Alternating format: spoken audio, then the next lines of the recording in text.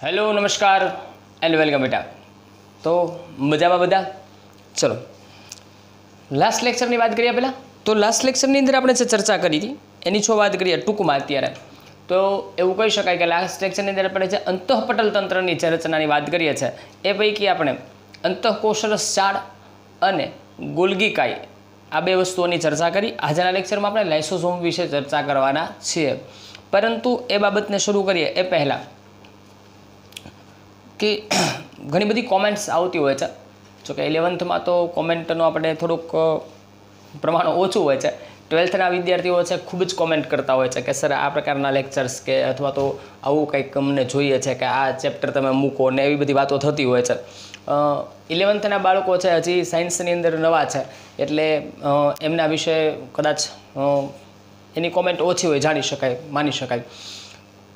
पण एक अगत्यनी वस्तु तमने एटला माटे आ बाबतने शेर करूँ छूँ केम के एक हमणां 2-3 कॉमेंट एवी आवेली कि सर नीटना लेवलना जे प्रश्नों छे अथवा तो एना जे कन्सेप्ट छे एना माटे कोई तमे लेक्चर मूको। ओके, तो बायोलॉजी माटे बेटा एवुं कही शकाय कि बायोलॉजी छे ने एने एना माटे आपणे नीटना अलग लेक्चर गोठवीए कि एवुं योग्य नथी। जे कन्सेप्ट आपणे भणता होईए एनी साथे साथे जे मुद्दाओनी आपणे चर्चा करीए छीए एनी साथे साथे जरूर जणाय त्यां हुं तमने वधारानी माहिती साथे ज आपूं। एनसीईआरटी तो करवानुं ज छे, पण एनसीईआरटी सिवायनी पण केटलीक माहिती आपणे लेवी पड़ती होय छे, तो हुं एने साथे ज आपું છું। बराबर, एनी साथे साथे ज आपणे एने भेगुं भणी लेवानो प्रयत्न करता होईए छे। शुं थाय छे एनाथी तो मारे अलगथी लेक्चर नहीं मूकवा पड़े, केम के मानी लो कि आज हूँ तमने लाइसोसोम्स भणाववानो छूं। बराबर, तो आजना लाइसोसोम्समां घणा बधा एवा कन्सेप्ट हूँ तमने चर्चा करीश। बराबर, तो हवे विचारो कि हूँ पहला लाइसोसोम्स एनसीईआरटी पण मने भणावुं, त्यार पछी मानी लो कि एनी एक्स्ट्रा माहितीनो एक लेक्चर मूकूं, तो तमारे लाइसोसोम्स अत्यारे भणवानुं, पछी पाछा ज्यारे हूँ एक्स्ट्रा लेक्चर मूकूं त्यारे भणवानुं। तो एना करતાં बेटर वस्तु ए छे कि आपणे साथे जने भणी लईए। बराबर, एटले वधारानी क्यारेक माहिती आवती होय तो खास एने नोट डाउन करवानी राखजो, केम के ए अत्यार माटे नहीं पण हवे पछी ज्यारे आपणे जे कॉम्पिटिटिव एक्जाम एटले कि नीट के तमारे जे कांई एक्जाम आपवानी छे एना माटे खूब अगत्यनी बाबतो होय छे। तो एना लेवले ए शीखवुं पण एटलुं ज जरूरी छे। आ तो कॉमेंट्स बधी आवे छे एटले मैं तमने थोड़ीक आ बात करी दीधी। आज जे आपणे बात करवानी छे बेटा एना उपर आवीए तो आपणे आज शीखवाना छे लाइसोसोम्स विषे। लाइसोसोम्सनी जो बात करिए तो एनसीईआरटीनी अंदर आपणे बात करिए तो गणीने 4 લીટી आपी छे। बराबर, पण ए माहिती छे एना करતાં थोड़ी वधारानी माहितीनी पण आपणे आज चर्चा करशुं। लाइसोसोम्स विषे व्यवस्थित चर्चा करीए, बराबर, अने एने समजवानो प्रयत्न करशुं। तो समय नहीं बगाड़ीए अने शरू करीए आपणा आजना लेक्चरने। बराबर ने, तो लेट्स स्टार्ट।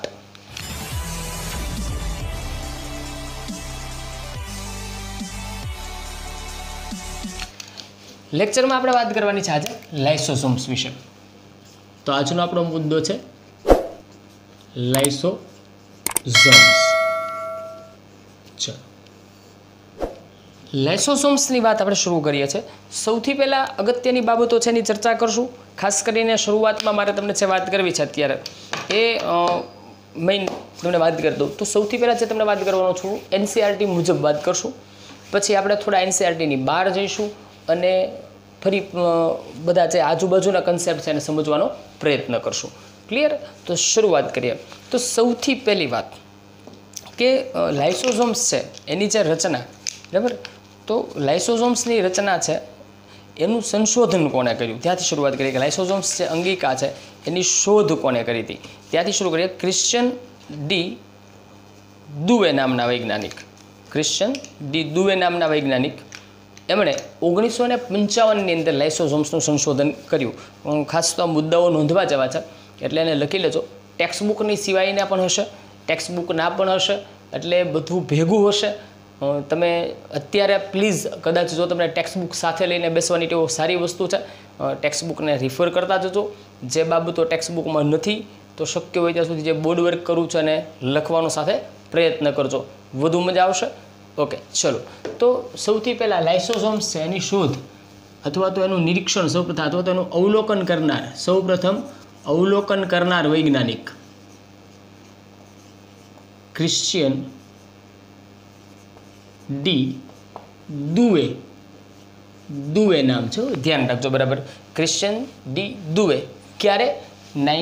એને 1955ની અંદર લાઇસોઝોમ્સ છે એ રચનાને ઓળખી બતાવી, બરાબર.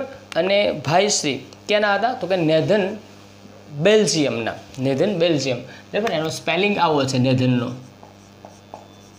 નેથન બેલ્જિયમ, નેધન બેલ્જિયમના હતા. અને એમનું મૃત્યુ હમણાં જ રિસેન્ટલી થોડા વર્ષો પહેલાં જ વાત કરીએ તો 4 મે 2013ના રોજ, અત્યારે 2020 છે એટલે 4 મે 2013, આજથી લગભગ 7 વર્ષ પહેલાં, લગભગ 95 કે 96 વર્ષની ઉંમરે એમનું નિધન થયું, બરાબર, એમના નિવાસ સ્થાને જ, બરાબર. તો એમનું મૃત્યુ આ રિસેન્ટ વસ્તુ છે એટલે યાદ રાખવા જેવી. એમનું મૃત્યુ છે એ 4 મે 2013ની અંદર એમનું મૃત્યુ થયેલું. આ વ્યક્તિ છે એમણે સૌપ્રથમ લાઇસોઝોમ્સની રચનાનું અવલોકન કર્યું અને એના વિશે માહિતી આપી. ઓકે, હવે સૌથી પહેલાં આપણે વાત કરી લઈએ શેની? તો લાઇસોઝોમ્સ શું છે? જે ટેક્સ્ટબુકની માહિતી છે એમાંના સ્વરૂપ વિશે થોડી ઘણી ચર્ચાઓ કરી છે, તો એ શું છે એને સમજી લઈએ. પહેલાં એ મુદ્દાઓને સમજી લઈએ, પછી એક આકૃતિ દ્વારા આપણે એને સમજવાનો પ્રયત્ન કરશું, અને એ આકૃતિ દ્વારા એના જુદા જુદા પ્રકારોને પણ આપણે સમજવા છે, અને જુદી જુદી એના જે ઉત્સેચકો છે એના કાર્યોને પણ સમજવા છે. ઓકે, ચલો, તો સૌથી પહેલાં વાત કરીએ એના સ્વરૂપ વિશે ચર્ચા કરીએ છીએ આપણે. સૌથી પહેલાં તો ગોલ્ગી કાય જે છે એના સ્વરૂપ અંગે ચર્ચા કરીએ. પહેલો મુદ્દો આપણે આપીએ સ્વરૂપ. તો એના સ્વરૂપ અંગે ચર્ચા કરીએ તો એમ કહી શકાય કે લાઇસોઝોમ્સ, ગોલ્ગી કાય, કદાચ હું બોલી બેટા, લાઇસોઝોમ્સ જે છે એ ગોલ્ગી કાયમાંથી ઉત્પન્ન થતી એક એવી રચના છે જે પુટ્ટિકા સ્વરૂપે ગોલ્ગી કાયમાંથી ઉત્પન્ન થાય છે, બરાબર. તો આપણે એમ કહી શકાય કે ગોલ્ગી કાયમાંથી પુટ્ટિકા સ્વરૂપે ઉત્પન્ન થતી રચના આ શું છે? લાઇસોઝોમ્સ છે ગોલ્ગી કાયમાંથી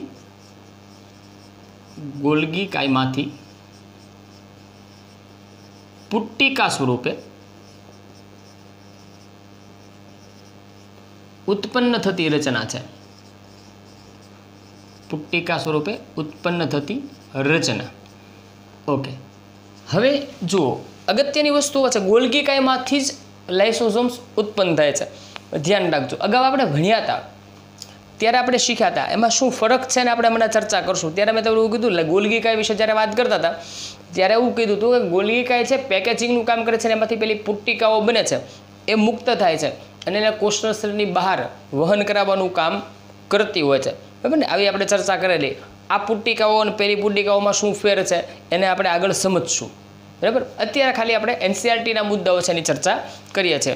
બીજી અગત્યની વાત, એનું જો વિશિષ્ટ લક્ષણ હોય, આ લાઇસોઝોમ્સનું વિશિષ્ટ લક્ષણ હોય તો એ છે કે એ એક જ પટલ ધરાવતી અંગિકા છે. આ જે લાઇસોઝોમ્સ છે કેવી છે?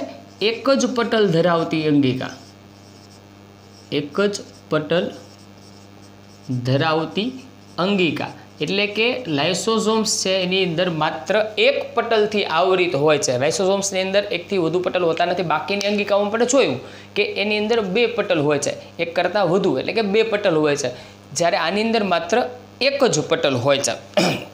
ઓકે, બીજી વસ્તુ વાત કરીએ તો આ જે લાઇસોઝોમ્સ છે એની અંદર હાઇડ્રોલેઝ પ્રકારના ઉત્સેચકો ધરાવે છે. કયા પ્રકારના ઉત્સેચકો હોય છે બેટા? હાઇડ્રોલેઝ પ્રકારના ઉત્સેચકો હોય છે, જેને હાઇડ્રોલિટિક એન્ઝાઇમ કહે છે, બરાબર. કેટલાક શબ્દો જે ઇંગ્લિશના હોય એને બેઠા એમને યાદ રાખજો, કારણ કે ઘણી વખત આપણને ગુજરાતી નામને બદલે એ ઇંગ્લિશ નામ જ સીધું પૂછાઈ જતું હોય છે. માત્ર લખેલું હોય છે ગુજરાતી ભાષાની અંદર, પણ હોય છે ઇંગ્લિશ જ, હાઇડ્રોલિટિક એન્ઝાઇમ, બરાબર. તો એ આપણને યાદ હોવું જરૂરી છે. તો એ પહેલાં તો યાદ રાખો કે હાઇડ્રોલેઝ પ્રકારના ઉત્સેચકો ધરાવે છે. કેવા પ્રકારના? હાઇડ્રોલેઝ પ્રકારના ઉત્સેચકો ધરાવે છે. अच्छा, हाइड्रोलेज प्रकारना उत्सेचको जेने आपणे इंग्लिश में कहीए छो तो एम कही शकाय कि हाइड्रोलिटिक एन्जाइम, हाइड्रोलिटिक एन्जाइम, बराबर, हाइड्रोलिटिक एन्जाइम्स ए धरावे छे। ओके, महत्वनी बात जे छे તો હાઇડ્રોલેઝ, હવે એ શબ્દ શાના ઉપરથી ઉતરે એવો છે? તો હાઇડ્રોલિસિસ પરથી ઉતરી આવેલો છે. હવે એક વસ્તુ યાદ રાખો, કેટલાક શબ્દો છે ને તોડીએ એટલે આપણને એના અર્થ સમજાય. આપણે અહીંયા આગળ એના અર્થોને સમજવાનો પ્રયત્ન કરીએ. તો હાઇડ્રોલેઝ છે એ હાઇડ્રોલિટિક લિસિસ પરથી આવ્યો છે. હાઇડ્રો અને બીજો શબ્દ છે લિસિસ. આપણે ખૂબ સાદી રીતે એને સમજવાનો પ્રયત્ન કરીએ. હાઇડ્રોનો અર્થ થાય બેટા પાણી, અને લિસિસ જ્યાં આવે ને ત્યાં સમજવું, એનો અર્થ થાય તોડવું, બરાબર, અથવા વિભાજન કરવું, તોડવું. ઓકે, તો હાઇડ્રો એટલે પાણી, લિસિસ એટલે તોડવું. તો એવા એન્ઝાઇમ્સ, એવા ઉત્સેચકો કે જે કોઈ અન્ય અણુને કે કોઈ અન્ય દ્રવ્યોને પાણીની હાજરીમાં તોડતા હોય, પાણીની હાજરીમાં એનું વિઘટન કરતા હોય, પાણીની હાજરીમાં એનું વિભાજન કરતા હોય, એવા જે એન્ઝાઇમ્સ છે, એવા જે ઉત્સેચકો છે, એને હાઇડ્રોલિસિસ એટલે તોડવું, બરાબર, એને કહેવાય હાઇડ્રોલિટિક એન્ઝાઇમ. હાઇડ્રોલિસિસ કરનારા છે એટલા માટે એના ઉપરથી એને શબ્દ આવે છે હાઇડ્રોલિટિક એન્ઝાઇમ, એટલે કે પાણીની હાજરીમાં અન્ય અણુઓને તોડનારા જે ઉત્સેચકો છે એને હાઇડ્રોલિટિક એન્ઝાઇમ કહેવાય. યાદ રાખજો ખાસ, બરાબર. આ બધા શબ્દો એવા હોય છે આપણા માટે ઘણી વખત નવા લાગતા હોય છે, એના અર્થને સમજી લેવાના છે. અર્થ સમજી લેશો પછી એ કાંઈ અઘરો થવા, હાઇડ્રો જે આવે અહીંયા પાણી થવાનું છે. દાખલા તરીકે તમે 10માં શીખીને જવા છો હાઇડ્રો, તમારે હાઇડ્રો કઈ આવતી હતી, સોરી, હાઇડ્રોલિસિસની પ્રક્રિયા આઈ થિંક આવતી હતી, પાણીનું વિયોજન, બરાબર. પછી એની સિવાય તમે પાવર પ્લાન્ટમાં ભણીને આવ્યા છો, હાઇડ્રો પાવર પ્લાન્ટની વાત થઈ છે, જળ વિદ્યુતની વાત થઈ છે, બરાબર ને, હાઇડ્રો ઇલેક્ટ્રિસિટીની વાત થઈ છે, જળ વિદ્યુત. તો હાઇડ્રો શબ્દ જુઓ પાણી દર્શાવે છે, અને લિસિસ એટલે તોડવું, બરાબર. તો આ બધા શબ્દોને ખાલી યાદ રાખતા શીખો. આટલું યાદ, એના અર્થ સમજાઈ જશે તો બાકીની બધી સમસ્યાઓનો હલ થઈ જશે. બહુ અઘરું નથી, બિલકુલ સહેલું છે, બરાબર. ચલો તો પછી આગળ વધીએ. આપણે વાત શું કરી કે એ હાઇડ્રોલિટિક એન્ઝાઇમ્સ ધરાવે છે, એટલે એ કેવા, હવે હાઇડ્રોલિટિક છે એટલે એનો અર્થ શું થયો કે પાણીની હાજરીમાં કોઈનું વિઘટન કરનારા એન્ઝાઇમ્સ છે, કોઈનું પાચન કરનારા એન્ઝાઇમ્સ, ઉત્સેચકો છે. ઓકે, ચલો રેડી. તો આ હાઇડ્રોલિટિક એન્ઝાઇમ્સ જે હોય છે એ ચોક્કસ પીએચ પર કાર્ય કરતા હોય છે. એના માટે પીએચ છે એ યોગ્ય હોવી જરૂરી છે. ટેક્સ્ટબુકની અંદર તો એવું પણ કીધું છે ઇષ્ટતમ પીએચ પર એ કાર્ય કરનારા છે. કેવી ઇષ્ટતમ, એટલે ઇષ્ટતમ શબ્દ છે એના કરતાં આપણે ચોક્કસ પીએચ હું શબ્દ બોલ્યો છું એટલે આપણને યાદ રહે, બરાબર. તો ચોક્કસ પીએચ મૂલ્ય પણ એ પોતાનું કાર્ય કરશે પોતે, ત્યારે એ કાર્યરત થશે, ત્યારે સક્રિય થશે. તો અહીંયા આપણે એમ કહીએ કે આ જે એન્ઝાઇમ્સ છે એ ચોક્કસ પીએચ પર, એમ કહી શકાય, ચોક્કસ પીએચ પર એ સક્રિય બને છે અથવા તો કાર્ય કરે છે. સક્રિય બને એના કરતાં કાર્ય કરે છે એમ લખું. ચલો, અને એક બીજી વાત કરીએ તો આ પીએચ કેટલી હોઈ શકે? ઓન એન એવરેજ આપણે વાત કરીએ તો મોટાભાગે પીએચનું મૂલ્ય 5 જેટલું હશે. કેટલું હશે? પીએચ મૂલ્ય, આ બધાને કાર્ય કરવા માટે પીએચનું મૂલ્ય 5 જેટલું હશે. પણ જ્યારે આ વાત કરતા હોઈએ ત્યારે એક વસ્તુ યાદ રાખજો બેટા, આ જ્યારે વાત કરતા હોય ત્યારે કેટલાક એન્ઝાઇમ્સ બીજા પણ છે, એની પણ આપણને વાત કરવી જરૂરી છે. કેમ કે 2 એન્ઝાઇમ્સ એવા છે કે જે પીએચ મૂલ્ય 5 કરતાં અલગ મૂલ્ય પર કાર્ય કરે છે. દાખલા તરીકે પેપ્સિન છે 1.8 પીએચની આજુબાજુ પીએચ મૂલ્ય હોય ત્યારે કાર્યરત થશે. તમે આપણે આગળ ભણશું, જ્યારે આપણે વાત કરશું મનુષ્યના પાચન તંત્રની, ત્યારે 100% વાત આવશે અને ત્યારે આપણે એની ચર્ચા પાછા કરવાના જ છે. પણ છતાં અહીંયા છે સાથે મારે વાત કરવી જરૂરી છે કે પેપ્સિન જે છે એ 1.8 આજુબાજુ પીએચ હશે ત્યારે એ પોતે સક્રિય બનતો હોય છે. એની સિવાય જો વાત કરીએ તો સલાઇવરી એમાઇલેઝ, ગુજરાતીમાં કહીએ લાળ રસીય અમાઇલેઝ, બરાબર. લાલ રસીય અમાઇલેઝ જે છે એ 6.8 પીએચ મૂલ્ય હોય, 6.8 પીએચ મૂલ્ય હોય ત્યારે કાર્યરત થતો હોય છે. ઓકે, તો મેઇન વસ્તુ મોટાભાગે આ બધાના એ બેને બાદ કરતા બાકીના જે છે એન્ઝાઇમ્સ છે મોટાભાગે 5 પીએચની આજુબાજુ પોતે કાર્યરત થતા હોય છે. એટલે કે એસિડિક માધ્યમમાં બધા કાર્ય કરવા માટે અનુકૂળતા દર્શાવે છે. કહેવાનો મારો અર્થ એ હતો કે આ બધા એન્ઝાઇમ્સ છે એ મોટાભાગે એસિડિક એન્વાયરમેન્ટમાં, એસિડિક વાતાવરણમાં, એસિડિક પર્યાવરણની અંદર પોતાના કાર્ય કરતા હોય છે. ઓકે, હવે અહીંયા આગળ આપણે વાત કરી કે ઉત્સેચકો ધરાવે છે, બરાબર. કયા પ્રકારના છે? હાઇડ્રોલિઝ પ્રકારના ઉત્સેચકો છે. કયા ઉત્સેચકો ધરાવે છે એની પહેલાં આપણે વાત કરી લઈએ, બરાબર. તો આ જે ઉત્સેચકો છે એની વાત કરીએ છીએ. હવે જોઈએ આગળ, હવે જે છે તો લાઇસોસોમ્સ છે એની પાસે કયા કયા પ્રકારના ઉત્સેચકો એટલે કે એન્ઝાઇમ્સ આવેલા છે, બરાબર, એની વાત કરીએ છીએ. તો ત્યાં આગળ આપણે એમ કહી શકીએ કે એક તો પહેલાં કાર્બોહાઈડ્રેસ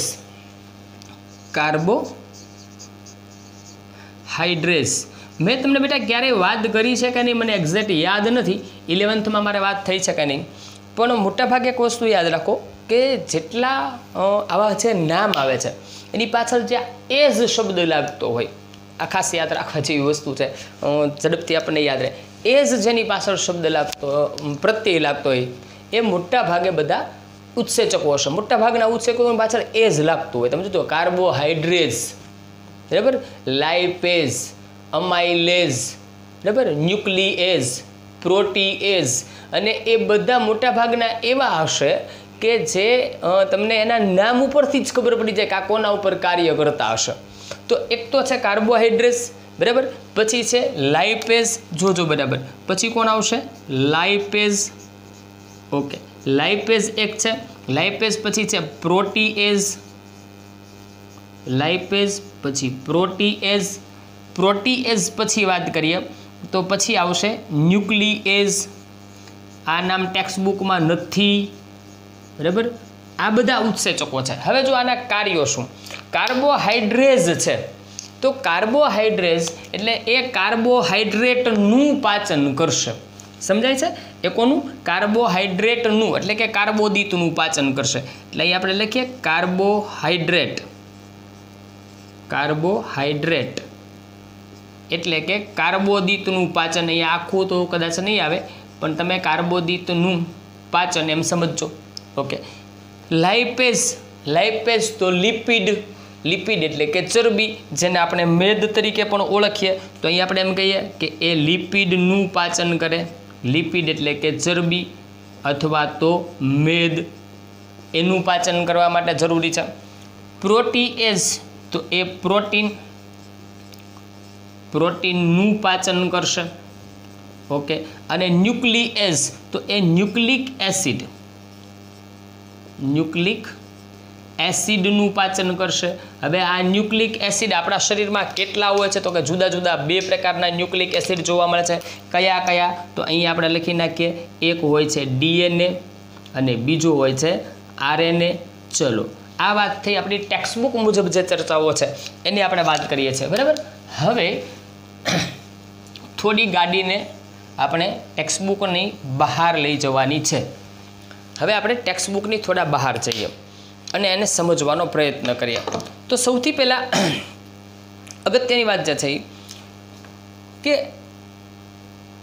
આપણી જે આખી આ ઘટના છે, સોરી, આપણી જે વાત કરતા હતા લાઇસોઝોમ, તો લાઇસોઝોમ્સ છે એ બને છે કઈ રીતે, ત્યાંથી શરૂ કરીએ, બરાબર.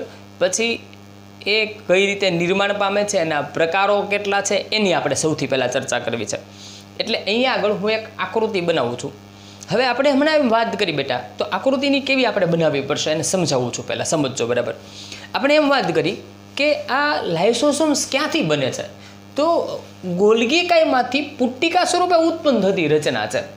તો ગોલ્ગી કાયમાં જે પુટ્ટિકાઓ બને છે એની ચર્ચા આપણે આગળના લેક્ચરમાં ઓલરેડી કરી જ છે, બરાબર ને. આગળના લેક્ચરમાં આપણે વાત કરી હતી તો આપણે ત્યાં એવું શીખ્યા હતા કે અહીંયા જે પુટ્ટિકાઓ બને છે, ગોલ્ગી કાયની અંદર જે પુટ્ટિકાઓ બને છે એ કેવી રીતે બને, તો કે અંતઃકોષરસ ઝાડ છે એની અંદર જે પ્રોટીન કે ચરબી ઉત્પન્ન થાય છે, એની અંદર જે પ્રોટીન કે ચરબી ઉત્પન્ન તો નહીં કે પણ એનું જેનું સંશ્લેષણ થાય છે એ પ્રોટીન કે ચરબી ગોલ્ગી કાયમાં આવે છે.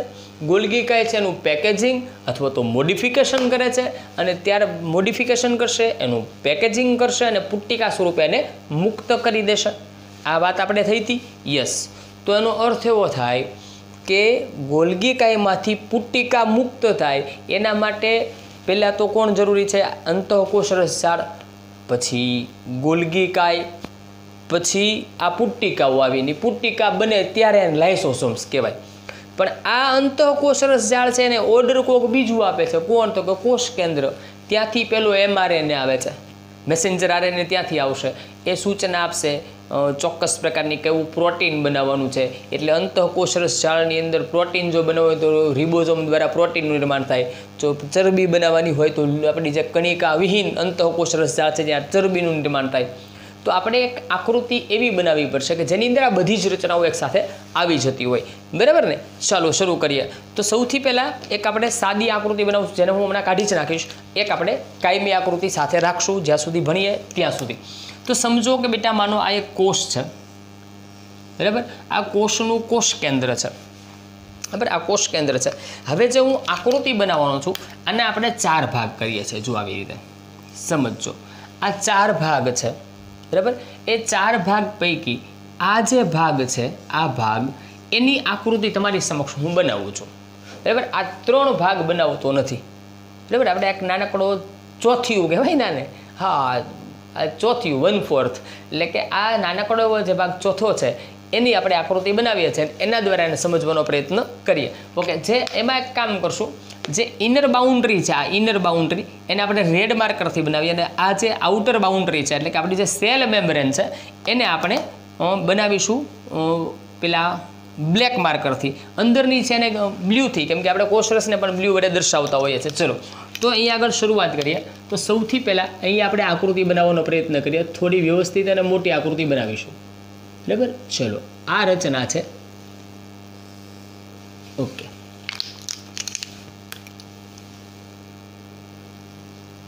આ આપણી સેલ મેમ્બ્રેન એટલે કે કોષરસ પટલ છે, બરાબર? આ કોષરસ પટલ, કોષરસ પટલની અંદર અહીંયા આગળ કોષ કેન્દ્રિકા આવેલી હશે. આ જે ભાગ છે એ કોષ કેન્દ્રિકા છે, અને આ છે એ કોષ કેન્દ્ર છે, બરાબર? અહીંયા આગળ કોષ કેન્દ્ર આવેલું છે. આ જે વિસ્તાર છે આખો કોષ કેન્દ્રનો છે. વ્યવસ્થિત નહીં બનાવતો અત્યારે, બરાબર? ફટાફટ આપણે સમજાય એટલા માટે આ જે લાઇનિંગ્સ બનાવી છે આ કોષ કેન્દ્ર છે એવું સમજી લઈએ. એની અંદર આપણા DNA RNA જનીન દ્રવ્ય બધું રહેલું છે. ઓકે, આ કોષ કેન્દ્ર છે એની જે પટલ હોય છે, આ કોષ કેન્દ્ર પટલ છે. આ કોષ કેન્દ્ર પટલની જ વિસ્તરણ થઈ અને અહીંયાથી અંતઃકોષરસ જાળ બને છે. ઓલરેડી આપણે આગળના લેક્ચરમાં એના વિશે અભ્યાસ કરેલો છે. ચલો, તો આ આપણી અંતઃકોષરસ જાળ, અંતઃકોષરસ જાળ છે.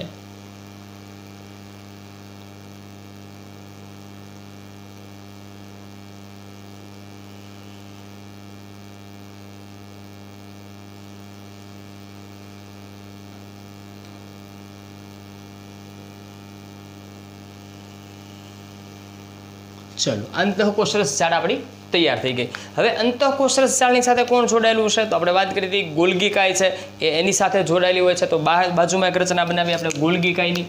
ચલો, અહીંયા આગળ બનાવીએ આપણે ગોલ્ગી કાય. માની લો આ રચના આપણી ગોલ્ગી કાયની છે. 4 થી 8 આવી રચનાઓ આવેલી હોય છે નલિકાઓની, એટલે આપણે અહીંયા ઓછામાં ઓછી બનાવશું, એટલે કે માત્ર 4 જ બનાવીએ એટલે ઝડપથી આકૃતિ આપણી પૂરી થાય, બરાબર? ચલો, આ ગોલ્ગી કાયની રચના છે. પછી આપણે એમ કીધું કે એની અંદરથી પુટ્ટિકાઓ ઉત્પન્ન થાય છે જેને આપણે લાઇસોસોમ્સ કહીએ છીએ. ચલો, તો પુટ્ટિકાઓ પણ સાથે બનાવી લઈએ કે આમાંથી ઉત્પન્ન થતી. દાખલા તરીકે આ એક પુટ્ટિકા છે, થોડી એને જુદી જુદી પુટ્ટિકાઓને જુદા જુદા સ્થાન ઉપર દર્શાવીએ. આ એક પુટ્ટિકા છે, આ બીજી પુટ્ટિકા છે, આ ત્રીજી પુટ્ટિકા છે. રેડી? તો હવે આટલું ક્લિયર. આ પુટ્ટિકાઓ એમાંથી મુક્ત થાય છે પેકેજિંગ પામીને. ચલો, હજી કંઈક બાકી રહી જાય છે એને પણ સાથે સાથે બનાવી દઈએ. તો અહીંયા આગળ બેટા જુઓ, હવે આ જે ડોટ્સ હું દોરું છું, આ ડોટ્સ એ અંતઃકોષરસ જાળ પર આવેલા રિબોઝોમ્સ છે. રેડી? આ આપણા રિબોઝોમ્સ છે. એક બાજુ આપણે રિબોઝોમ્સ દોર્યા છે, એક બાજુ નથી દોર્યા. તો આપણે એવું સમજશું કે એક આ બાજુનો વિસ્તાર છે એ કણિકામય છે, આ બાજુનો વિસ્તાર છે કણિકા વિહીન અંતઃકોષરસ જાળ છે. આપણે કન્સેપ્ટ ક્લિયર થાય એટલા માટે આ મુદ્દાઓને સમજવાના રહેશે. ઓકે, હવે જુઓ, તો અહીંયા આગળ શું ઘટના બને છે એને સમજતા છીએ. તો મેઇન વસ્તુ આપણે જે શીખવાની છે એ સમજજો. આપણે એના પ્રકારોને સમજવા છે. તો પ્રકારોને સમજવા માટે સૌથી પહેલાં એનું કાર્ય જે છે એ કેવી રીતે બને છે આપણે, એટલે કે લાઇસોસોમ્સ કેવી રીતે બને છે એને સમજીએ.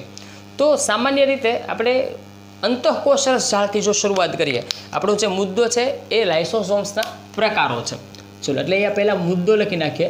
આપણે એના પ્રકારો વિશે ચર્ચા કરવાની છે. પણ પ્રકારો વિશે ચર્ચા કરતાં પહેલાં છે ગોલ્ગી કાય છે, ગોલ્ગી બોડી છે, સોરી લાઇસોસોમ્સ છે, ગોલ્ગી બોડીમાંથી કેવી રીતે બને છે એની વાત કરીએ. તો અંતઃકોષરસ ઝાળ જે છે એ આપણે શીખ્યા છીએ શું કે જો કણિકામય અંતઃકોષરસ ઝાળ હશે તો એમાંથી પ્રોટીનનું નિર્માણ થાય. જો કણિકા વિહીન હશે તો ત્યાંથી ચરબીનું નિર્માણ થાય છે. હવે એ બંને આવે છે ગોલ્ગી બોડીમાં, બરાબર. અને આ લિપિડ અને પ્રોટીન એટલે કે ચરબી અને પ્રોટીન બંનેનું પેકેજિંગ કરવાનું કામ કોણ કરે છે? ગોલ્ગી કાય. અને ત્યારબાદ એને પુટ્ટિકા સ્વરૂપે મુક્ત કરે છે. તો આ બધી જ પુટ્ટિકાઓ છે એને લાઇસોસોમ્સ કહેવાય? ના, એવું નથી. એમાંથી ગોલ્ગી કાયમાંથી મુક્ત થતી દરેક પુટ્ટિકા એ લાઇસોસોમ્સ નથી. આ ખાસ યાદ રાખજો. એટલે અહીંયા આગળ આપણે સાથે સાથે એક મુદ્દો, અહીંયા વચ્ચે જગ્યા નથી, અહીંયા વચ્ચે જગ્યા નથી રહી બેટા, પણ અહીંયા ખરેખર એક મુદ્દો મારે લખવો જોઈએ. એને આપણે અહીંયા આગળ લખી દઈએ. ચલો, અહીંયા આગળ લખી દઈએ અને રેડ માર્કરથી લખું છું. ખાસ યાદ રાખજો. એમ કહી શકાય કે ગોલ્ગી કાયમાંથી ગોલ્ગી કાયમાંથી મુક્ત થતી દરેક પુટ્ટિકા એ લાઇસોસોમ્સ નથી. દરેક પુટ્ટિકા લાઇસોસોમ્સ નથી. આ ખાસ યાદ રાખજો. કેમ કે બધી જ પુટ્ટિકાઓ થોડી ને લાઇસોસોમ્સ છે. લાઇસોસોમ્સ કેટલીક જ પુટ્ટિકાઓ હોય છે. કોણ હોય છે એને સમજવું છે. આપણે હમણાં જ વાત કરીને અહીંયા આગળ જો એનો જવાબ અહીંયા છે જ આપણી પાસે કે હાઇડ્રોલેઝ પ્રકારના જે ઉત્સેચકો ધરાવે છે. કોણ? આપણી લાઇસોસોમ્સ છે હાઇડ્રોલેઝ ઉત્સેચકો ધરાવે છે. તો જેની અંદર હાઇડ્રોલેઝ પ્રકારના ઉત્સેચકો છે એ માત્ર ને માત્ર એ જ પુટ્ટિકાઓને લાઇસોસોમ્સ કહેવાય, બાકીનાને નહીં. ઓકે, તો બાકીના કેવા હોય? તો અંતઃકોષરસ ઝાડ છે ત્યાંથી આપણે શરૂઆત કરીએ તો એમ કહી શકાય કે સૌથી પહેલાં જે અંતઃકોષરસ ઝાડ છે, જો અંતઃકોષરસ ઝાડ, આ અંતઃકોષરસ ઝાડ જે છે એ બે પ્રકારના દ્રવ્યોને ઉત્પન્ન કરે છે.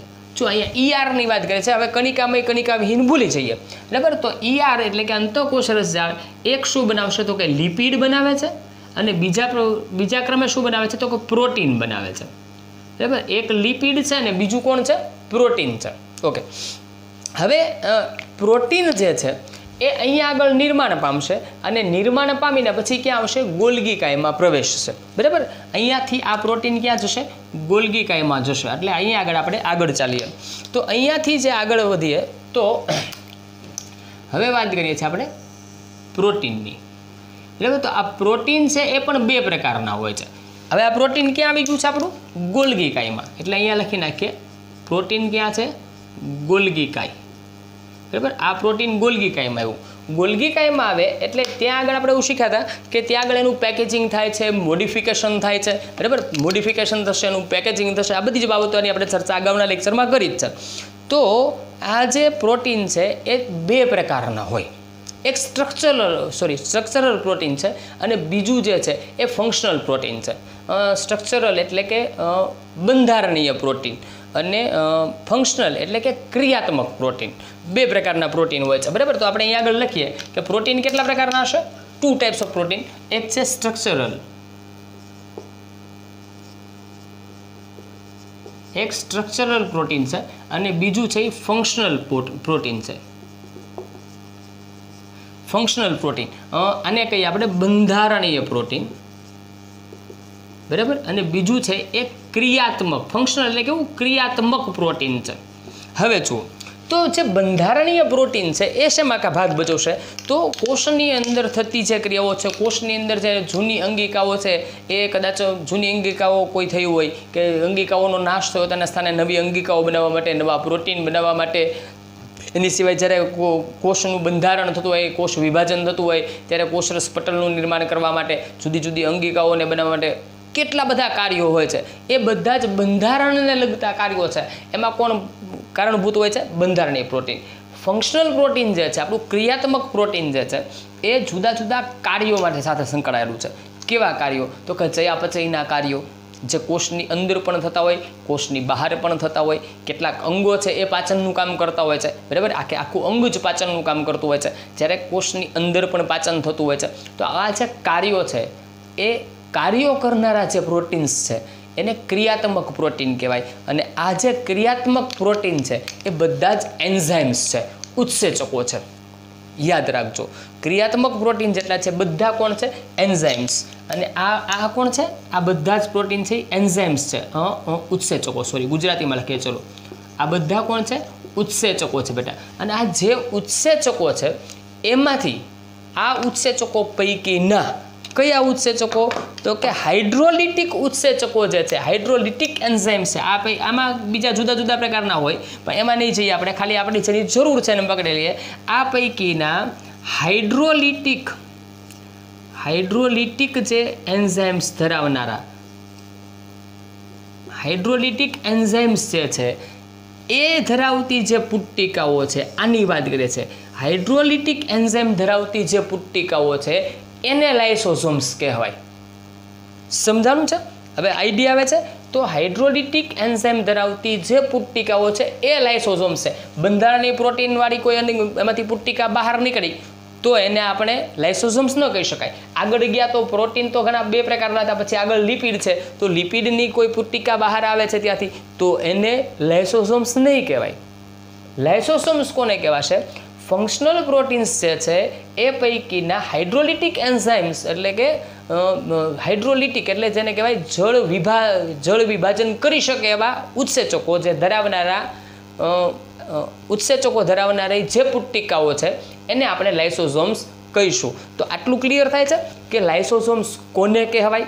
બરાબર, આપણે કોની વાત કરી બેટા? લાઇસોસોમ્સ કોને કહેવાય? પુટ્ટિકાઓ ઘણી બધી બને છે ત્યાં, જુઓ, એમાંથી લાઇસોસોમ્સ કોણ છે એને આપણે માત્ર સમજવાનો પ્રયત્ન કર્યો છે. ચલો હવે પાછા આગળ વધીએ. તો હજી આમાં છે, જો લાઇસોસોમ્સ મેં તમને કીધું, તમારી ટેક્સ્ટબુક જો સાથે તમે રાખી છે તો ટેક્સ્ટબુકની અંદર 4 લીટી છે, સમજો, ત્યાં આગળ 4 લીટી જ ગણીને કહી શકાય એટલું આપ્યું છે તમને. આપણે અહીંયા આગળ છે વાત કરીએ છીએ, થોડું વિસ્તારથી છે, થોડું વધારે સમજવાનું છે. ચલો વાત કરીએ આગળ. તો આ હાઇડ્રોલિટિક એન્ઝાઇમ્સ ધરાવતી જે પુટ્ટિકાઓ છે એને આપણે શું કહે છે? લાઇસોસોમ્સ. હવે લાઇસોસોમ્સના પ્રકારો વિશે વાત કરીએ. તો લાઇસોસોમ્સના ટોટલ 4 પ્રકારો છે, બરાબર. એના પ્રકારો, બરાબર, આ ટૂંકમાં આની ઓળખ આપણે આપી, બરાબર. એનું કેવી રીતે નિર્માણ પામે છે, એની અંદર શું હોય છે એની વાત થઈ. ઓકે, હવે જે છે એના પ્રકારો છે, અહીંયાથી પ્રકારો ચાલુ કરીએ. તો પહેલો પ્રકાર જે એનો છે, ચલો માર્કર ચેન્જ કરી નાખું કેમ કે પ્રકારોમાં આપણે રેડનો ઉપયોગ કર્યો હતો. હવે અહીં આગળ એના પ્રકારોમાં નંબર 1 સૌથી પહેલાં છે એ પ્રાથમિક લાઇસોસોમ્સ, અથવા તો એને આપણે પ્રાઇમરી લાઇસોસોમ્સ કહીએ, બરાબર. પ્રાઇમરી લાઇસોસોમ્સ. આ પ્રાઇમરી લાઇસોસોમ્સ એટલે શું? ચલો એની વાત કરીએ. તો જે ગોલ્ગી કાયમાંથી ઉત્પન્ન થયેલા નવા તાજા જે પુટ્ટિકાઓ બહાર આવી છે, તાજી ગરમાગરમ, હે ને, હા, તાજી ગરમાગરમ જે પુટ્ટિકાઓ બહાર આવે છે એને પ્રાથમિક લાઇસોસોમ્સ કહેવાય. દાખલા તરીકે અત્યારે તમે જેમ આવ્યા છો એમ 10મા ધોરણમાંથી પાસ કરીને તાજા ગરમાગરમ, બરાબર ને, 11મા ધોરણમાં તો તમે અત્યારે બધા તાજા એડમિશન લીધેલા, બરાબર ને, નવા 11 સાયન્સના વિદ્યાર્થીઓ, તો તમે એની જેમ આ જે ગરમાગરમ, ટૂંકમાં આપણે એમ કહીએ ને, અથવા તો તાજે નવા બનીને જે નીકળેલા લાઇસોસોમ્સ છે ગોલ્ગી કાયમાંથી, એને આપણે પ્રાથમિક અથવા તો પ્રાઇમરી લાઇસોસોમ્સ તરીકે ઓળખીએ છીએ. તો સૌથી પહેલાં એની નોંધ કરીએ તો અહીંયા આગળ એમ કહેશું કે ગોલ્ગી કાય છે એમાંથી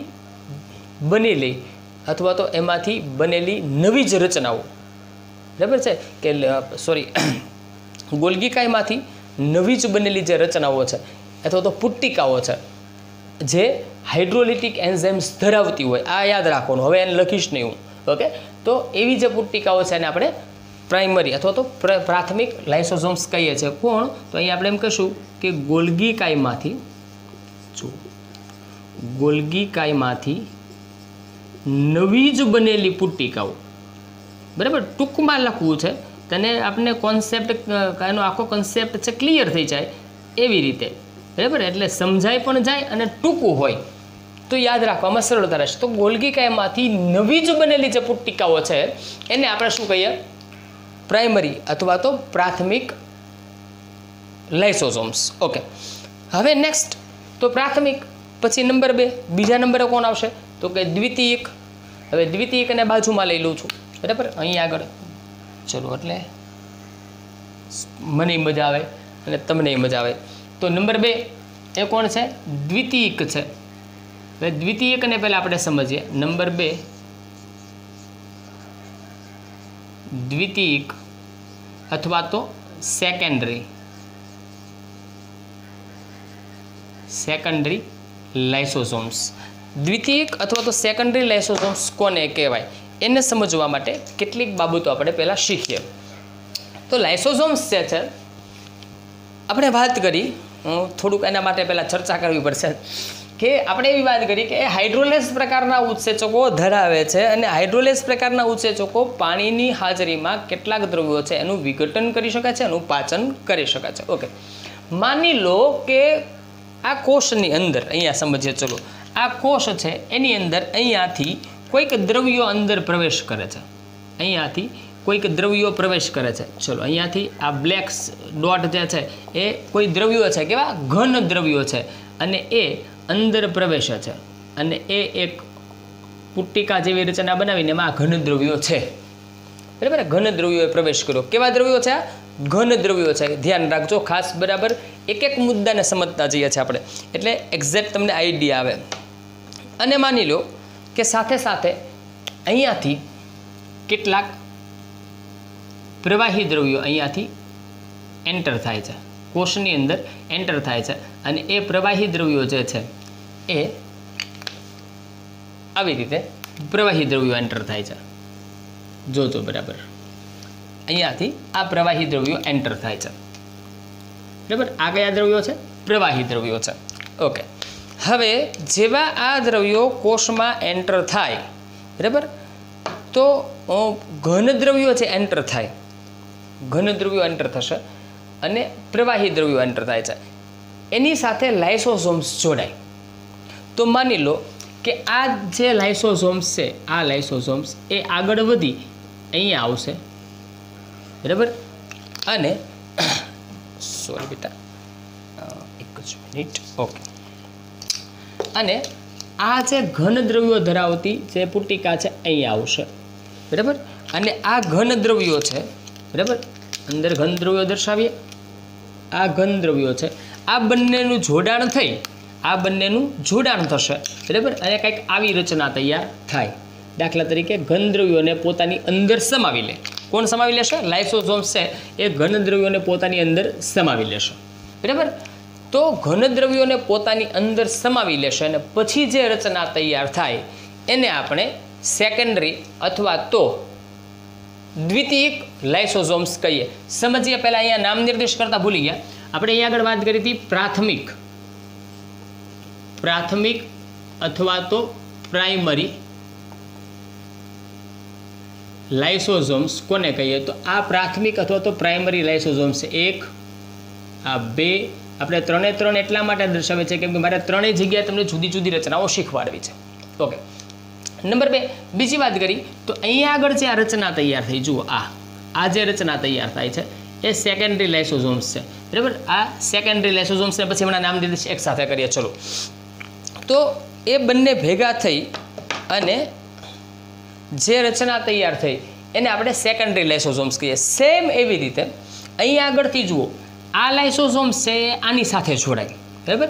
તો આ લાઇસોસોમ્સ છે ગતિ કરીને અહીંયા આવે અને આ બંને ભેગા થઈ અને અહીંયા એક આવી રચના તૈયાર થાય જેની અંદર એ પોતાની અંદર પ્રવાહી દ્રવ્યોને સમાવી લેશે. આ જે પ્રવાહી દ્રવ્યો છે એને અંદર સમાવી લે. તો આ બંને જે રચના તૈયાર થઈ એને આપણે કહીએ સેકન્ડરી અથવા તો અહીંયા લઈ લઉં છું. ચલો, નામ નિર્દેશ અહીંયાથી કરી દઉં, બરાબર. જોજો, દ્વિતીયક અથવા તો સેકન્ડરી લાઇસોસોમ્સ એને આપણે અહીંયા દર્શાવીએ. તો એક આ છે રચના અને એક રચના આ છે, બરાબર. આ બંને સેકન્ડરી લાઇસોસોમ્સ છે. હવે શું થશે? જુઓ, હવે શું થશે તો આ જે લાઇસોસોમ્સના ઉત્સેચકો છે એ આની અંદર રહેલા દ્રવ્યો છે એનું પાચન કરશે. આ લાઇસોસોમ્સ છે એની અંદર આવેલા જે પ્રવાહી દ્રવ્યો છે એનું પાચન કરશે. બરાબર. તો એ પાચન કર્યા પછીની રચનાને પછી બનશું. પહેલાં આપણે દ્વિતીયકની વાત કરીએ, દ્વિતીયક પૂરું કરીએ. તો દ્વિતીયક કેવી રીતે બને છે કે જ્યારે આ ઘન દ્રવ્યો છે એની સાથે જોડાયું કોણ? લાઇસોસોમ્સ, એટલે દ્વિતીયક કહ્યું. જ્યારે આ પ્રવાહી દ્રવ્યોની સાથે જોડાયું કોણ? આપણું લાઇસોસોમ્સ, એટલે આપણે એને દ્વિતીયક કહ્યું. તો દ્વિતીયક લાઇસોસોમ્સ છે બે પ્રકારે નિર્માણ પામી શકે. કેટલી રીતે નિર્માણ પામે છે? બે પ્રકારે. ક્યારેક ક્યારેક કે જો ઘન કે પ્રવાહી કણને એ ગ્રહણ કરે ત્યારે તો આપણે એમ કહેશું કે ઘન કે પ્રવાહી કણને ગ્રહણ કરે કોણ? લાઇસોસોમ્સ. પછી એને તો એને આપણે દ્વિતીયક લાઇસોસોમ્સ અથવા સેકન્ડરી લાઇસોસોમ્સ કહીએ છીએ. કેવી રીતે? તો જુઓ, ઘન દ્રવ્યોને ગ્રહણ કરે, જો ઘન દ્રવ્યોને ગ્રહણ કરે, પ્રવાહી દ્રવ્યોને ગ્રહણ કરે, તો એ બંનેના નામ પાછા જુદા જુદા હોય. એને હવે આપણે સમજવા છે. બરાબર. તો જો એ ઘન દ્રવ્યોને ગ્રહણ કરશે તો આપણે એને ફેગોસોમ કહીએ. બરાબર. યાદ રાખજો, ઘન દ્રવ્યોને ગ્રહણ કરીએ તો આપણે શું કહીએ? ફેગોસોમ. આ નામ યાદ રાખજો ખાસ. બરાબર. કદાચ આમ જ પૂછાશે, મેં સ્પેલિંગ લખ્યો છે, કદાચ ગુજરાતીમાં લખેલો ફેગોસોમ. બરાબર. માની લો પ્રવાહી દ્રવ્યોને ગ્રહણ કરે છે તો એને કહેવાય પીનોસોમ. બરાબર. ઘન દ્રવ્યોને ગ્રહણ કરે તો શું કહીશું? ફેગોસોમ. અને જો પ્રવાહી દ્રવ્યોને ગ્રહણ કરે તો શું કહીશું આપણે? એને પીનોસોમ. પણ અહીંયા આગળ જે સેકન્ડરી બની છે એ કઈ રીતે બની અને યાદ રાખવું હોય ટૂંકમાં તો આપણે એમ કહી શકાય કે ઘન દ્રવ્યો જો ફેગોસોમ છે કઈ રીતે બને છે તો કે ઘન કણ વત્તા પ્રાઇમરી લાઇસોસોમ્સ, આ બે ભેગા થાય ઘન દ્રવ્યો ને પ્રાઇમરી લાઇસોસોમ, કોણ બની ગયું? ફેગોસોમ. એ દ્વિતીયક લાઇસોસોમ છે. માની લો પ્રવાહી દ્રવ્યો, સમજો બરાબર, પ્રવાહી દ્રવ્યો અને એની સાથે પ્રાઇમરી લાઇસોસોમ્સ તો બની જાય શું? પીનોસોમ. એ પણ દ્વિતીયક લાઇસોસોમ્સ છે. ક્લિયર થાય છે? બરાબર થાય ને? જો સમજો બરાબર.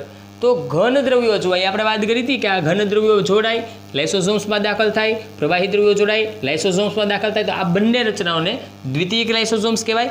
એના પ્રકારો, જો ઘન જોડાય તો ફેગોસોમ અને પ્રવાહી જોડાય તો પીનોસોમ કહીએ. બીજી વાત, આ ઘન દ્રવ્યો જે છે એ કે પ્રવાહી દ્રવ્યો એ કોષની અંદર દાખલ થાય, કોષની અંદર દાખલ થાય તો એ દાખલ થવાની પ્રક્રિયા જે છે ને સાઇટોસિસ કહેવાય. એની કોષમાં કોઈ વસ્તુ દાખલ થાય તો આપણે એને સાઇટોસિસ કહીએ. દાખલ કોણ થાય છે? ઘન કણો, તો એને ફેગોસાઇટોસિસ કહીએ. પ્રવાહી દાખલ થાય તો એને પિનોસાઇટોસિસ કહીએ. તો આ જે ઘટના છે, આ જે ઘન દાખલ થાય તો એને ફેગોસાઇટોસિસ, અહીંયા પ્રવાહી દાખલ થાય તો સાઇટોસિસ. સાઇટોસિસ નીચે લઈ લો બેટા, કેમ કે વચ્ચે જે નામ નિર્દેશ મારે કરવા પડશે. સાઇટોસિસ. બરાબર. તો ઘન દાખલ થાય તો ફેગોસાઇટોસિસ, પ્રવાહી દાખલ થાય તો પિનોસાઇટોસિસ. ઓકે, ચલો આગળ વધીએ. તો બે પ્રકાર સમજીએ આપણે, એક પ્રાથમિક, એક દ્વિતીયક. ક્લિયર થાય છે? ઓકે, નેક્સ્ટ આગળ વધીએ. હવે દ્વિતીયક પછી વાત કરીએ તૃતીય. તૃતીયક લાઇસોસોમ્સ અથવા તો તૃતીયક લાઇસોસોમ છે ને ટર્સરી નહીં કહેતા આપણે, હજી એક એનું સ્પેશિયલ નામ છે, એને રેસિડ્યુઅલ બોડી કહેવાય. શું કહીએ આપણે એને? Residual body. Residual body. તો આ રેસિડ્યુઅલ બોડી શું છે? રેસિડ્યુઅલ બોડી, રેસિડ્યુઅલ એટલે નકામો કચરો જે આવો રેસિડ્યુઅલ કહેવાય. રેડી? શું છે એને સમજીએ. હવે જો આ લાઇસોસોમ્સ જે છે આપણે જે ભણતા હતા ત્યાં જ આવી જઈએ પાછા. તો અહીંયા શું ઘટના બની હતી કે એને પ્રવાહી કણોને સ્વીકાર લીધા અને ઘન કણોને સ્વીકાર લીધા. હવે એ શું કરશે? આની આ જે લાઇસોસોમ છે એની અંદર રહેલા પ્રવાહી ઘટકોનું પાચન કરી નાખશે. ઓકે, આ શું કરશે? એની અંદર રહેલા ઘન દ્રવ્યોનું પાચન કરી નાખશે. ત્યારબાદ એ જે કોષમાં ઉપયોગમાં આવે એવા દ્રવ્યો હોય એને કોષરસમાં મુક્ત કરી દેશે. આ એમાંથી કોષમાં કામ આવે એવા દ્રવ્યોને કોષરસમાં મુક્ત કરશે. એટલે કામના દ્રવ્યો એને કોષમાં આપી દીધા. હવે એની પાસે શું બચે છે? તો એની પાસે જે બચશે એ માત્ર ને માત્ર શું હશે? નકામા દ્રવ્યો હશે, એની પાસે શું હશે? નકામા દ્રવ્યો હશે. કેવા દ્રવ્યો હશે? નકામા દ્રવ્યો, કે જે કોષ માટે કોઈ જ કામના નથી, કોષ માટે કોઈ પણ પ્રકારના ઉપયોગી દ્રવ્યો નથી. આવા દ્રવ્યો જે છે એ આની અંદર ભરેલા હશે, આમાં હશે, આની અંદર હશે, બરાબર. હવે શું કરવામાં આવશે? તો એનો કોષની બહાર નિકાલ કરવામાં આવશે. પણ આ જે નકામા દ્રવ્યોવાળી જે બની છે, જેની અંદર માત્ર નકામા દ્રવ્યો ભરેલા છે, બરાબર, ઉત્સર્ગ દ્રવ્યો ભરેલા છે, એ જે તૈયાર થઈ છે એ નંબર 1 આ અને નંબર 2 આ બંને એને આપણે આ બંને એને રેસિડ્યુઅલ બોડી શું કહીએ? રેસિડ્યુઅલ, કદાચ ટેક્સ બોર્ડની બહાર વહી જશે એવું લાગે છે મને. તો રેસિડ્યુઅલ બોડી છે ત્યાં લખ્યું છે, જરા સમજી લેજો બેટા, કેમ કે જગ્યાના અભાવે હજી મારે આકૃતિ લંબાવવાની છે, હજી એક પ્રકાર બાકી છે આપણો. ઓકે, તો એ રેસિડ્યુઅલ બોડી છે. હવે આ રેસિડ્યુઅલ બોડીનું શું થશે? તો એ ત્રીજો પ્રકાર છે, બરાબર. રેસિડ્યુઅલ બોડી છે કયો છે? ત્રીજો પ્રકાર. તો એ ત્રીજા પ્રકારની અંદર આપણે શું જોયું કે ઘન અથવા પ્રવાહી કણો છે એનું પાચન થઈ જાય, બરાબર. ત્યાર પછી એનું ભક્ષણ કર્યા બાદ, એનું પાચન કર્યા બાદ વધેલા નકામા દ્રવ્યો જેમાં સંગ્રહિત થયેલા હોય, વધેલા નકામા દ્રવ્યો છે એની અંદર સંગ્રહાયેલા છે, જેમાં હાજર છે, એવા લાઇસોસોમ્સને આપણે રેસિડ્યુઅલ બોડી કહીએ. તો અહીંયા આગળ આપણે જો એનું વર્ણન કરવું હોય બેટા, તો એમ કહી શકાય કે ઘન કે પ્રવાહી કણોના પાચન બાદ વધેલા નકામા દ્રવ્યો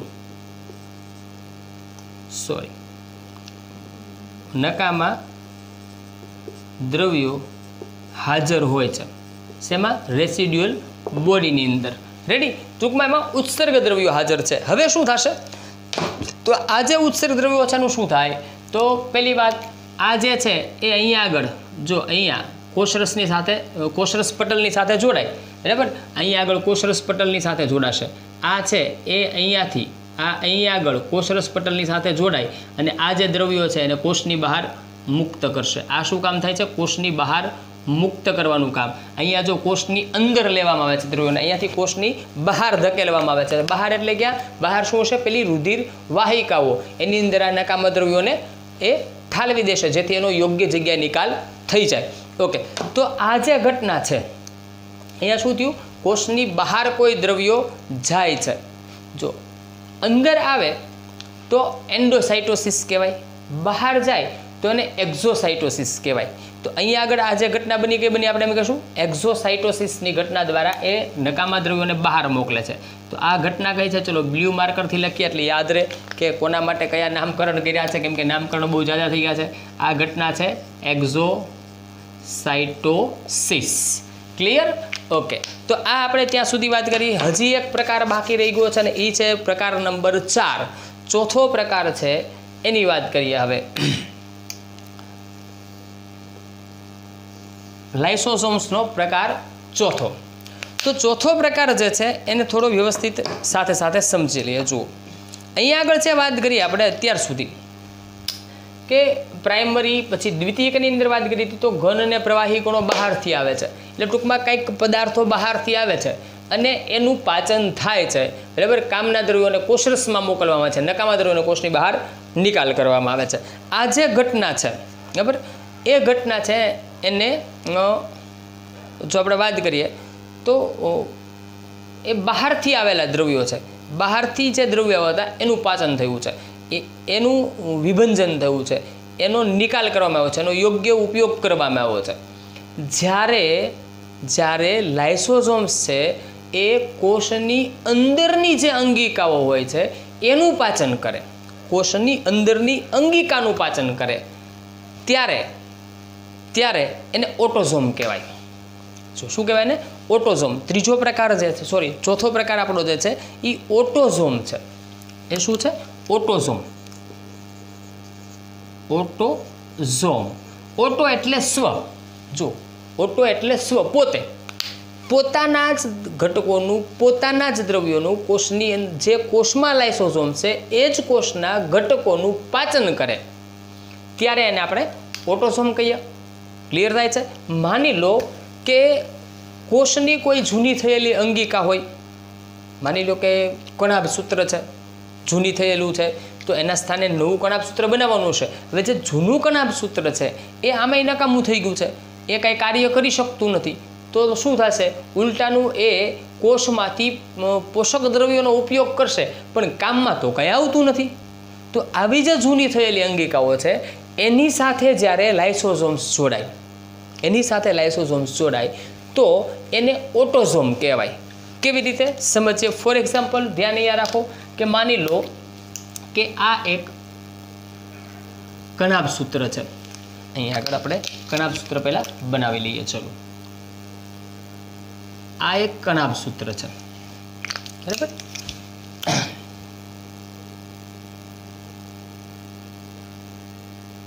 બરાબર, આ એક કણાભ સૂત્ર છે.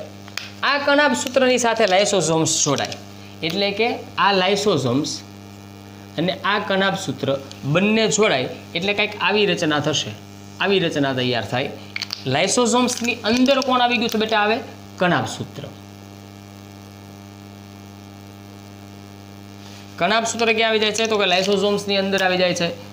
ચલો, આ લાઇસોઝોમ્સની અંદર કણાભ સૂત્ર પ્રવેશ કરી જાય પછી આ લાઇસોઝોમ્સ છે, લાઇસોઝોમ્સ છે એના ઉત્સેચકો આ કણાભ સૂત્રના જે દ્રવ્યો છે એનું પાચન કરી નાખે. પાચન કરી નાખશે એટલે અહીં આગળ જુઓ, અહીં આગળ કોણ કોણ જોડાનું? એક અંગિકા અને બીજું કોણ છે? લાઇસોઝોમ્સ. જોજો, ઓટોઝોમ એટલે શું? તો કે અંગિકા, કોષની અંગિકા પ્લસ પ્રાઇમરી. કયું હતું એક? આપણી લાઇસોઝોમ્સ પ્રાઇમરી. તો પ્રાઇમરી લાઇસોઝોમ્સ અને અંગિકા બંને જોડાય એને ઓટોઝોમ કહીએ. સમજો બરાબર? એને શું કહીએ? ઓટોઝોમ. ક્લિયર થાય છે? તો આ જે રચના તૈયાર થઈ આપણી, આ રચના એ શું છે? ઓટોઝોમ. આ ઓટોઝોમ છે. ક્લિયર? એનું પાચન કરી નાખશે. પાચન થયા પછી સેમ કન્ડિશન કે જે કામના દ્રવ્યો છે ને કોષરસમાં મુક્ત કરવામાં આવશે, ને નકામા દ્રવ્યો છે ને કોષરસ પટલની સાથે જોડાય અને પણ એક્ઝોસાઇટોસિસ કરી નાખવામાં આવશે. ઓકે, તો આ 4 પ્રકારો અંગે આઈડિયા આવ્યો છે. હવે જે અગત્યની વાત છે, તમે 9મા ધોરણથી શીખતા હો છો, એ તો ક્યાંય આવ્યું જ નહીં, હે ને? તમને એમ થયું છે કે આ બધી તો વાતો થઈ, પણ આત્મઘાતી કોથળીનો ક્યાંય ઉલ્લેખ આવ્યો નથી. કેમ કે 9મા ધોરણમાં આપણે શીખીને આવ્યા છે કે લાઇસોઝોમ્સ છે એને કોષની આત્મઘાતી કોથળી કહેવામાં આવે છે. તો સર આને તો લાવ્યા જ નથી, આવે છે, બરાબર ને? હવે એનો વારો આવે છે. ચલો જોઈએ તો એને શું કહેવાય. તો સમજો, આપણે વાત કરીએ ઓટોઝોમ, બરાબર? ઓટોઝોમની વાત કરી. ઓટોઝોમ જે છે એની અંદર આપણે શું શીખ્યા કે અંગિકાનું પાચન થાય છે. હવે એક બીજો શબ્દ તમને આપું, ઓટોલિસિસ. ઓટોલિસિસ, લિસિસ એટલે તોડવું અને ઓટો એટલે સ્વ, બરાબર? ઓટોલિસિસની વાત કરીએ. ઓટો એટલે સ્વ અને લિસિસ એટલે તોડવું, પોતાની જાતને તોડી નાખવાની ઘટના. હવે માની લો કે એવું બને કે આની અંદર રહેલા બધા જ લાઇસોઝોમ્સ છે ભેગા થઈને મીટિંગ કરે. એક કોષની અંદર રહેલા લાઇસોઝોમ, દાખલા તરીકે સમજો, આપણે નવા કન્સેપ્ટ ઉપર એને સમજવાનું. માની લો કોષ છે એની અંદર બધા લાઇસોઝોમ્સ છે, આ બધા લાઇસોઝોમ્સ છે એ બધા ભેગા થાય, મીટિંગ કરે અને કે આપણે બધાને એક સાથે તૂટી જવું છે, એક સાથે તૂટી જવું છે. એટલે આ લાઇસોઝોમ્સ બધા મીટિંગ કરીને એક સાથે તૂટે, બધા લાઇસોઝોમ્સ એક સાથે તૂટે. શું ઘટના બનશે? લાઇસોઝોમ્સની અંદર આ 4 પ્રકારના ઉત્સેચકો છે. કાર્બોહાઈડ્રેટ્સ છે, લાઇપેઝ છે, પ્રોટીએઝ છે, ન્યુક્લિયસ છે. 4 પ્રકારના ઉત્સેચકો છે.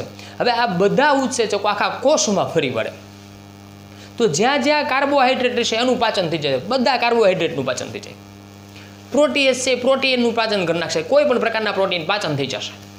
પછી લાઇપેઝ છે તો લિપિડનું પાચન કરી નાખશે. અને ન્યુક્લિયસ છે તો ન્યુક્લિયસ એ ન્યુક્લિક એસિડ એટલે કે ડીએનએ અને ઇવન આરએનએનું પાચન કરી નાખશે. તો બીજું શું કોષમાં હોય? શું? પ્રોટીન હોય, ચરબી હોય, લિપિડ હોય અને ન્યુક્લિક એસિડ હોય. આના સિવાય કાંઈ છે નહીં અહીંયા. તો બધાનું પાચન કરી નાખ્યું. તો જ્યારે ઓટોલિસિસની પ્રક્રિયા થાય ત્યારે આખે આખા કોષનું પાચન થઈ જાય છે। જો આખે આખા કોષનું પાચન થઈ જાય છે એટલે આખે આખો કોષ નાશ પામે છે। એટલા માટે લાઇસોસોમ્સ છે એને કોષની આત્મઘાતી કોથળી કહેવામાં આવે છે। મારે તમને એનો કન્સેપ્ટ સમજાવવાનો હતો, નામ નહીં। તો એ પ્રક્રિયા કઈ છે?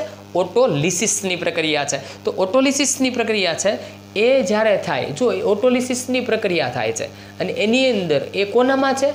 કોની અંદર છે એ ઉત્સેચકો આવેલા? એક પુટ્ટિકાની અંદર આવેલા છે। જો આપણે એક એનું ઉદાહરણ તમને આપો એટલે આઈડિયા આવશે।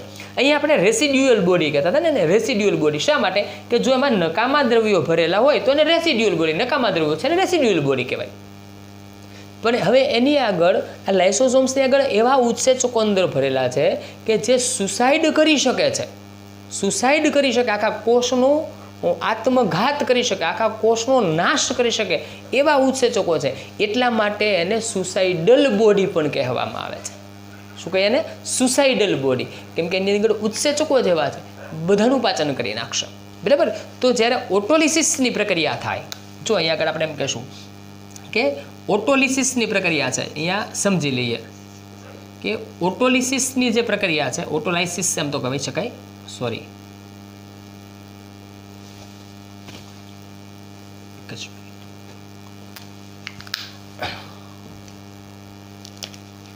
પ્રક્રિયાનું નામ છે ઓટોલિસિસ।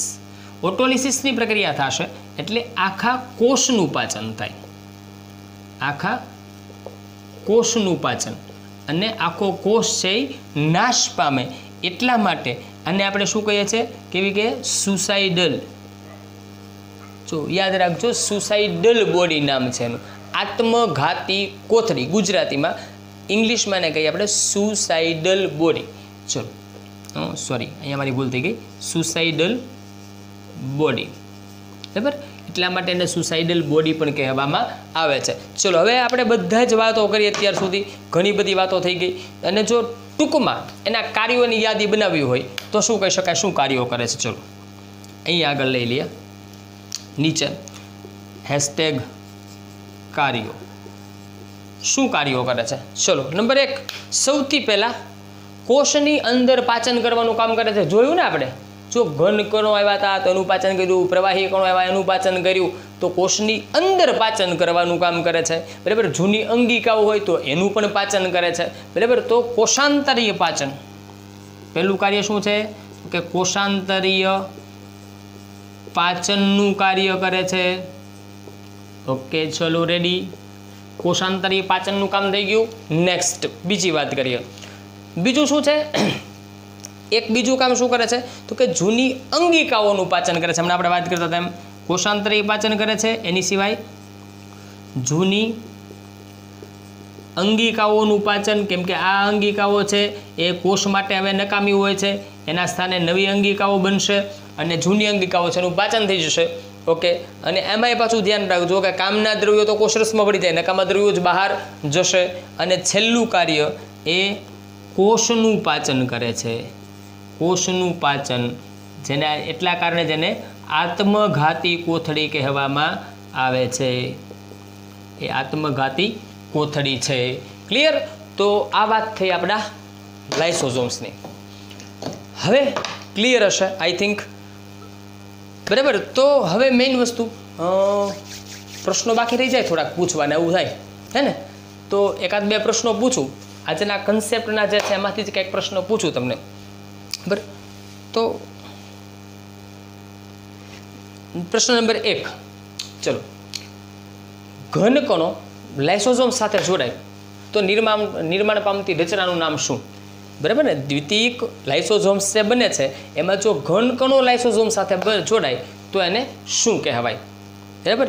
પ્રશ્ન નંબર 2 કે દ્વિતીયક લાઇસોસોમ્સ છે એની અંદર પ્રવાહી કણો જો પ્રાઇમરી લાઇસોસોમ સાથે જોડાય તો જે રચના બને છે એને શું કહેવાય? આ બે પ્રશ્નોના જવાબ તમારે મને કોમેન્ટમાં આપવાના છે। તો નવા લેક્ચર સાથે, બરાબર ને, નવા લેક્ચર સાથે પાછા જલ્દી મળીએ, ત્યાં સુધી આવજો, take care of your self.